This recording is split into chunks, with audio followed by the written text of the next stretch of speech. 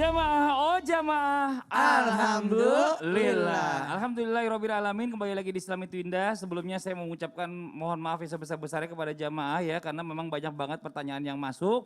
Dan kita coba memilih, mudah-mudahan pertanyaan yang saya bacakan ini bisa mewakili pertanyaan-pertanyaan lain yang masuk ke Instagram Islam itu Indah. Nah ini buat jamaah jangan ngambek, jangan marah ya. Makanya insya Allah nanti kalau misalnya masih ada pertanyaan penting tanya terus aja. Insya Allah nanti kalau misalnya memang mendesak pasti akan dibacakan. Dan bisa jadi pertanyaannya jadi masukan buat kita untuk jadikan tema. Betul. Nah sekarang saya langsung aja masuk ke pertanyaan karena waktu ya. Langsung dari Instagram dari @lutfi_setianingsih. Tanya dong Ustadz, mau tanya nih Ustadz nih apabila kita mengingatkan seseorang yang hilaf dengan kata misal ya. Jangan nanti kamu dilaknat Allah, jangan lakukan dosa zina. Misal seperti itu, apakah itu kita sedang menyumpahi jika kita berkata seperti itu? Mohon jawabannya Ustadz Maulana. Ini sebenarnya lebih kepada mengingatkan sih ya. Bismillahirrahmanirrahim. Terima kasih banyak Abi Maki yang tadi sudah mengangkat tema kisah yang tadi luar biasa. Masya Allah. Ini tadi sebenarnya centilan-centilan yang luar biasa loh. Karena sebenarnya sekalipun kita maaf dalam posisi berdakwah harus tetap menggunakan kata-kata yang sopan dengan tidak mempermalukan. Kalau kita mau menasihati, jangan nasihati orang di depan umum. Jadi itu sama saja engkau mempermalukan. Sebaiknya kita face to face. Keren Ustaz ya bahasanya bahasa Inggris. Inggris. Face to face centilan, tapi saya nggak ngerti centilan apa centilan. Sebaiknya kita berhati-hati dalam masalah penyumpahan atau melaknat. Jangan sampai ini kategori melaknat. Kau kayak tadi, kamu tidak akan masuk surga, kamu masuk neraka. Ini jangan sampai kita ada dakwah atau penyampaikan untuk mengingatkan orang itu sebaiknya kita membujuk. Memberikan keteladanan. Seorang mukmin bukanlah orang yang banyak mencela. Sekali lagi, seorang yang mengaku mukmin tidak akan ada kata-kata celaan dalam mulutnya. Bukan orang banyak yang melaknat, bahkan bukan pula orang yang berbuat berakhlak keji atau buruk akhlaknya, dan bukanlah orang termasuk yang, maaf saya pinjam kata-kata ini, jorok omongannya. Jadi hadis riwayat Tirmizi ini hadis. Jadi apalagi seorang muslim itu sebaiknya menjaga lidahnya dari kata-kata yang tidak baik, tidak menyakiti perasaan orang. Coba kalau kita mau menyampaikan mengingatkan orang jangan berzina, tapi cobalah cari kata-kata yang tidak membuat dia sakit hati. Ya mohon maaf ya, saya pernah dapat pembelajaran di Islam Tindah, ini enak banget kalau kita di sini dapat ilmu banyak dari guru-guru kita. Contoh bulan Ramadan, jangan paksa anak kita berpuasa, tapi contohkan puasa. Jangan sampai anak membenci bulan Ramadan. Betul. Kemarin anak saya masih tahu bertanya, kenapakah kita harus salat terus? Kan salat berjamaah di rumah, semua harus salat. Kenapakah kita harus salat? Saya bilang selama kita masih hidup, selama itu kita harus salat. Oh langsung diam.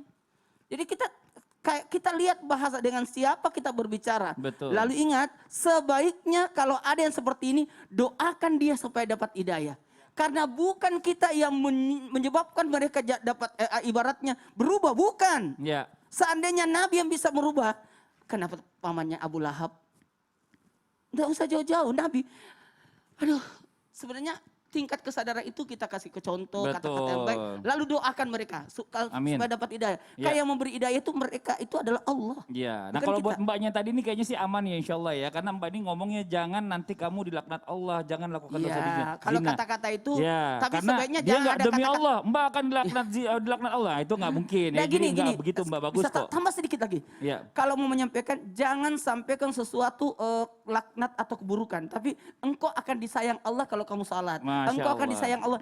Jadi jangan kebencian yang disampaikan. Ya. Kamu dilaknat, masuk neraka, jangan. Kamu akan masuk surga kalau salat. Oke, sekarang kita masuk lagi pertanyaan berikutnya nih. Waktunya mepet nih Ustadz, maaf ya saya potong ya. Tanya dong Ustadz dari @aj1465 ya.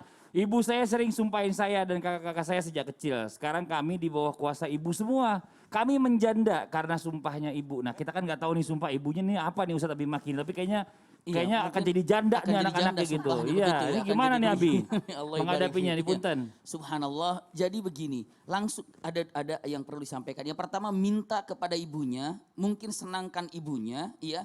Lalu akhirnya ibunya bisa menarik dengan apa yang diucapkannya.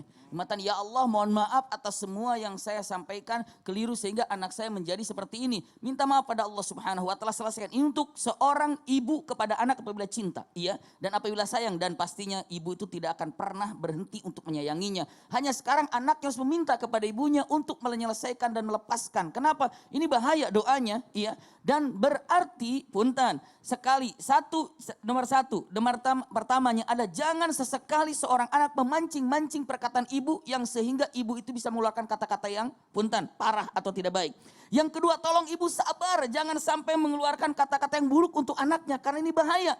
Nah, hati-hati sekarang ini kan banyak orang yang menggugat kepada ayahnya, kepada ibunya. Baik itu urusan tanah, urusan dunia, urusan... Kalau seandainya terluka daripada hati ibu itu apa yang diucapkan? Parah akibatnya kepada anak tersebut. Maka sekarang minta maaf kepada ibunya, lalu agar ibunya minta ampun pada Allah Subhanahu Wa Taala terhadap apa yang disampaikannya. Wallahu Masya a'lam Allah, bishawab. jazakallah khairan kasihan guru-guru kita. Nah sekarang buat jemaah yang ada di rumah sama-sama kita berdoa ya. Mungkin doa dengan kita rame-rame ini segala hajat kita insya Allah akan dikabul sama Allah Subhanahu Wa Taala. Dipimpin guru kita Ustadz Syam. Tafadhol Ustadz. Tabe guru-guruku.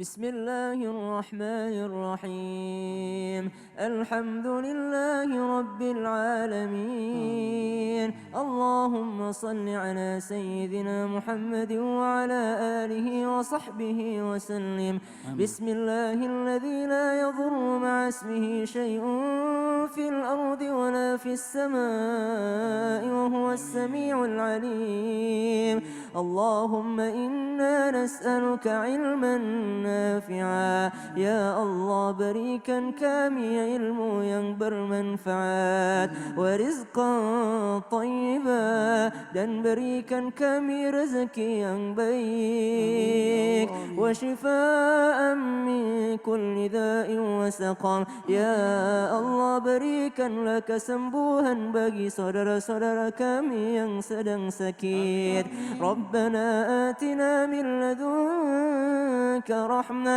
وهيئ لنا من أمرنا رشدا يا الله berikanlah curahkanlah rahmatmu kepada kami ya Rahman ربنا آتنا في الدنيا حسنة وفي الآخرة حسنة وقنا عذاب Alamin, Masya النار Allah. Terima kasih banyak Ustadz Syam. Nah buat jamaah yang di rumah saya mau mengingatkan kembali jangan lupa ya untuk selalu menjaga protokol kesehatan dengan 4M. Nah, menjaga jarak, memakai masker, mencuci tangan dan juga menonton Islam itu indah. Akhirnya saya Fadli mau undur diri. Mohon maaf atas segala kekurangan. Wabillahi taufiq wal hidayah. Wassalamualaikum warahmatullahi wabarakatuh. Waalaikumsalam warahmatullahi wabarakatuh. Sallallahu ala